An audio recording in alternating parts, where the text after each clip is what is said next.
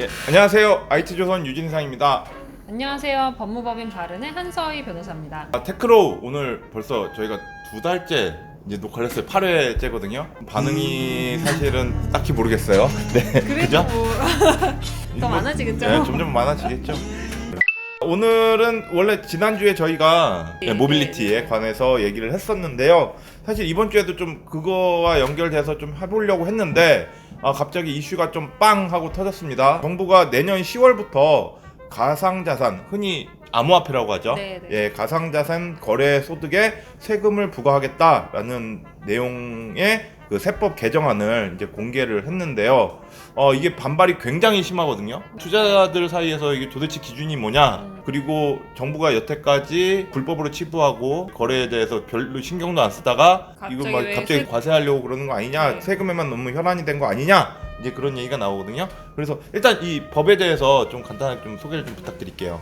그 최근에 지금 세법 개정안이 발표가 됐어요. 그래서 이제 22일인가요? 그 발표된 기획재정부에서 발표한 그 안에 대한 내용인데요. 거기 안에 가상자산, 개인 가상자산 투자자에 대한 과세 방안이 포함이 됐습니다. 구체적으로 내용을 조금 살펴보면 2021년, 그러니까 내년 10월 1일부터 과세를 시작한다 이런 내용이라고 생각하시면 될 것 같고요. 네. 개인 투자자가 투자를 했을 때 매매나 교환 행위를 했을 때 차익이 발생되면 그 차익에 대해서 20%를 부과한다 이런 네. 취지입니다. 20%가 사실은 기타 소득으로서 20%이기 때문에 실질적으로 이제 우리가 신고해서 납부하게 되는 세금은 주민세, 그러니까 지방세까지 해서 22%가 될 것이고요.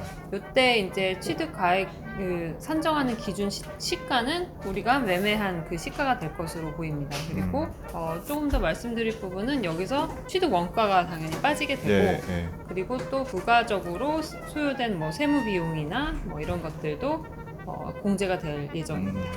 예를 들어서 제가 1비트코인을 1000만 원에 샀다. 네. 그런데 이걸 팔 때 1200만 원이 됐다. 네, 네. 그러면 200만 원에 대한 22%를 세금으로 네. 걷어가겠다라는 네, 네, 네. 내용인 거잖아요. 네. 지금 주식하고 똑같은 걸로 적용이 되는 건가요? 주식은 양도소득세로 이제 부과가 되게 되고요. 네. 요거는 기타 소득이에요. 어떤 차이가 있어요? 그러니까 양도소득세는 법률에 이제 그 양도소득세가 이제 명시가 돼 있는데 네.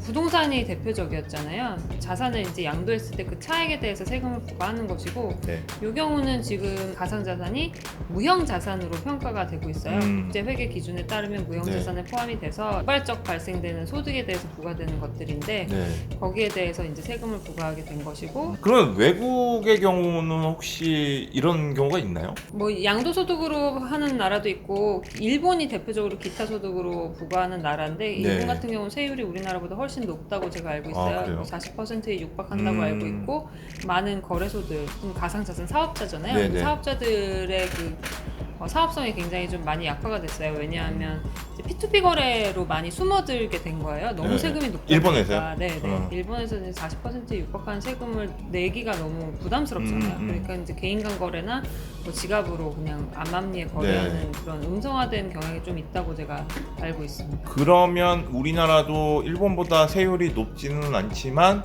지금 그런 논의가 이루어질 수도 있는 거네요. 왜냐하면 내년에 바로 시행되면 네. 이제 그런 문제가 문제가 생길 수 있는 게 개정안에 보면은 우선 외국에 있는 거래소 계정은 신고를 자진해서 하도록 돼 있어요. 거기에 이제 거래소 계정도 포함이 됐거든요. 외국 거래소를 이용해서 거래하는 건 결국 소득으로 신고를 해야 되는데 네. 여기 포함되어 있지 않은 부분이 개인 간 거래는 포함이 안 되어 있어요. 그러니까 P2P 거래나 이런 거는 소득으로 신고해야 된다는 규정은 없고 네. 사실상 이게 포함되지 않은 거는 개인 간 거래의 소득을 이제 추적하기 어렵기 때문인 것도 있는 것 같아요. 이제 어떤 식으로도 거래를 추적하기가 어렵잖아요. 네네. 그런 부분 때문에 지금 포함이 안 돼 있는데 마찬가지로 우리나라에서도 그러면 세금 내기 싫은 사람들은 결국 네. P2P 거래로 이제 우회할 수밖에 없는 상황이 되는 거죠. 그렇죠. 그러니까 제가 생각해도 기존까지는 이거에 대한 세금이 없었잖아요. 없었죠. 네, 전혀 없었기 때문에 법인세만 있었고 개인 소득에 대해서 그래서 사람들이 뭐 사고 팔고 하는데 전혀 부담이 없었는데 이 갑자기 생기고 나니까 커뮤니티를 중심으로 뭐 P2P 거래 어떻게 해야 되나 뭐 이런 얘기들이 좀 오가는 것 같고 근데 문제는 이제 이렇게 사람들이 P2P 거래로 넘어가게 되면 네, 음성적으로 오히려 숨어들 수도 숨어들게 있고 되죠. 암호화폐가 제일 문제가 됐던 게 좀 사기나 네. 이런 불법적인데 활용됐던 것들이 네. 문제가 됐던 건데 네. 이런 게 아무래도 좀 더 활성화되지 않을까라는 좀 의문이 들거든요. 어떻게 보세요? 그러니까 결국 P2P 거래를 하게 되면 이게 음성화될 수밖에 없기 네. 때문에 그런 우려가 좀 더 커질 가능성도 있는 것 같아요. 그래서 뭐 일본보다 세율이 낮은 건 굉장히 다행스러운 일이긴 하지만 뭐 그런 우려를 어떻게 떨쳐버리기는 사실 어려울 것 같고, 조금 문제가 되는 건 이제 사람들이 많이 비교하는 게 사실 주식 양도세에 관련된 거예요. 주식 양도세 같은 경우는 이제 손실을 보게 되면 이제 네. 나중에 세액공제를 받을 수가 있거든요. 아. 3년간 거래에서 손실이 발생되면 뭐 이득이 처음에 발생했고 그 다음에 손실 발생했을 때는 네. 그 3년 사이에 이제 손실과 관련해서 신고해서 세액을 환급받을 수 있는 네. 이제 제도적 장치가 마련이 돼 있지만 가상자산 같은 경우는 처음에 뭐 1,000만 원에서 2,200만 원으로 이제 올라서 소득을 발생을 했더라도 네. 그 다음에 이제 다시 손실을 보게 되면 그 손실에 대한 보전은 사실 받을 방법이 없다는 거. 아. 한 가지가 좀 차이점이 있고. 그럼 진짜로 나라에서 세금만 걷어갈 수밖에 없는 상황인 거네요. 지금은 그렇죠.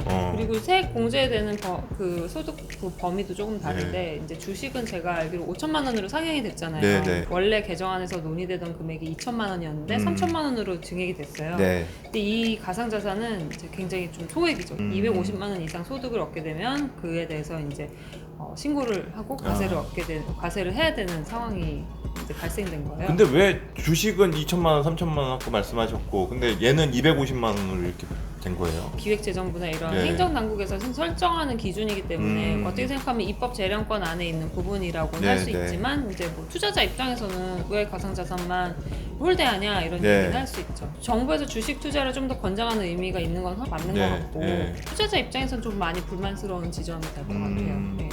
정책이 뭔가 조금 이상하다라는 느낌이 드는 게 예전에 암호화폐, 그러니까 가상자산에 세금을 물겠다라고 이제 기사가 한번 났었더니 그때 기재부에서 아니다라고 했었죠. 얘기를 네, 했었잖아요. 네. 그런데 결국은 이렇게 또 과세를 하겠다라고 얘기를 했었고 암호화폐는 정부에서 별로 신경을 안 썼다라는 느낌이 굉장히 강했거든요. 그런데 지금 갑자기 과세를 한다? 이것 때문에 지금 더 투자자들이 이제 화가 많이 난 것 네. 같은데 저는 이제 사업자들은 올 게 왔구나 이렇게 생각하시는 분이 많은 것 같아요. 네. 어차피 법인세는 이미 내고 있었던 네, 부분이고 이제 투자자들이 소득과 관련해서 세금을 내게 되면 투자를 하시는 볼륨이 좀 적어들까봐 걱정하시는 부분이 확실히 있죠. 산업이 네. 더 위축될까봐.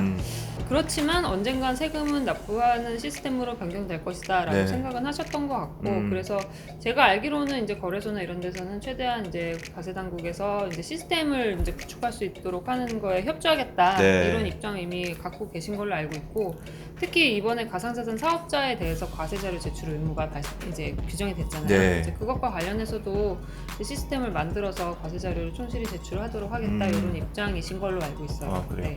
그러면 이게 지금 과세 방안 나온 게 특근법하고도 혹시 연관이 있어요? 그거는 당연히 그럴 수밖에 없는 것 같아요. 그러니까 음. 이 과세가 되려면 사실 그 존재가 있어야 되잖아요. 네, 네. 그러니까 근데 여태까지는 존재가 없었던 거예요. 이게 뭐 암호화폐 거래하면 세금을 매기겠다고 하더라도 거기에 예를 들면 부동산, 유가증권 뭐 이렇게 규정이 있어서 요거에 세금 매기겠다 이런 내용이 딱 들어가야 되는데 네.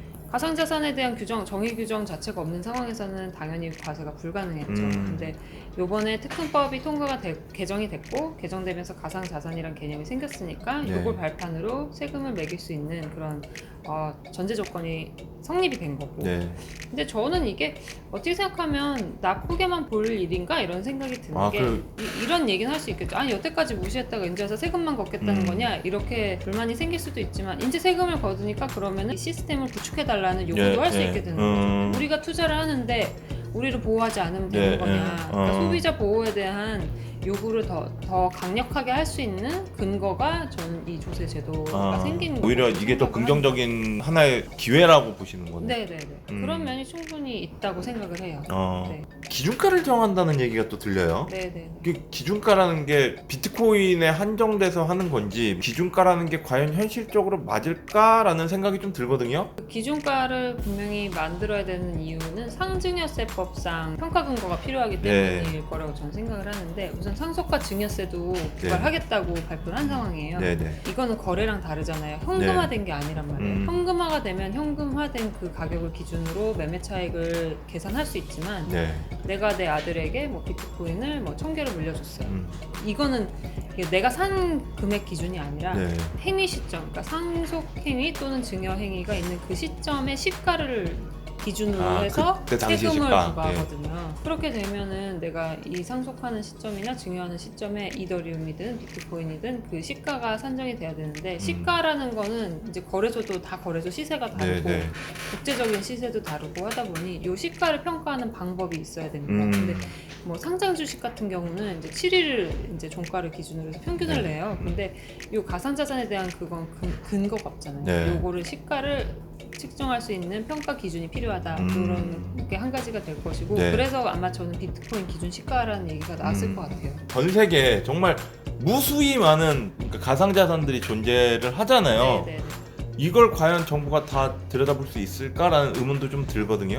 어렵죠. 네. 아마 비트코인, 이더리움 같은 경우는 물론 시가가 나오겠지만 자기가 이제 우선 신고하는 거니까 네. 신고할 때 듣보잡 암호자산은 관심 크게 안 가질 수도 있어요. 왜냐면 네. 자산성 자체가 크지 않으니까요. 네. 그래서 그런 부분은 아마 합리적인 선에서 저는 가능은 할 것 같아요. 결국 상속 증여 대상이 되는 네, 가상자산의 개수가 제한이 많지 않을 것 같거든요. 네. 그래서 몇 개만 아마 평가 기준을 만들 것 같고 나머지는 그냥 뭐 상속을 한다고 해도 크게 이 세금 부과 대상이 되지 않을 것이라고 생각을 하는 부분도 있습니다. 알겠습니다. 지금까지 이번 테크로우에서는 가상자산 소득세, 개인 투자자에 대한 소득세에 관해서 얘기를 좀 해봤는데요. 어떻게 궁금증이 좀 풀리셨는지 모르겠습니다. 그러면 다음 주에는 또 우리 모빌리티 얘기를 다시 할까요? 아니면은 또 뭔가 또 얘기가 좀 있어야 될까요? 뭐 그때그때 핫한 걸로 오늘은 예고를 안 하는 걸로 바뀔 수 알 있으니까. 수 없어요. 네, 알겠습니다. 지금까지 한서희 변호사님과 저 유진상 기자가 같이 얘기를 나눠봤습니다. 예, 시청해주셔서 감사합니다. 감사합니다.